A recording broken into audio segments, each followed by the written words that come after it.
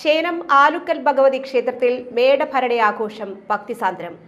തിങ്കളാഴ്ച പുലർച്ചെ ഗണപതി ഹവനം, തുടർന്ന് ക്ഷേത്രം തന്ത്രി ബ്രഹ്മശ്രീ വിഷ്ണു ഭട്ടതിരിപ്പാടിന്റെ മുഖ്യ കാർമ്മികത്വത്തിൽ വിശേഷാൽ പൂജകൾ, നവകം, പഞ്ചഗവ്യം എന്നീ ചടങ്ങുകൾ നടന്നു.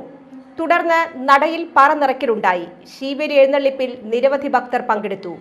വൈകിട്ട് വടക്കുമുറി ആനപ്പന്തലിൽ നിന്നും പഞ്ചവാദ്യത്തിന്റെ അകമ്പടിയോടെ പൂരം എഴുന്നള്ളിപ്പുണ്ടായിരുന്നു. ചൊവ്വാഴ്ചയാണ് കാർത്തികവേല.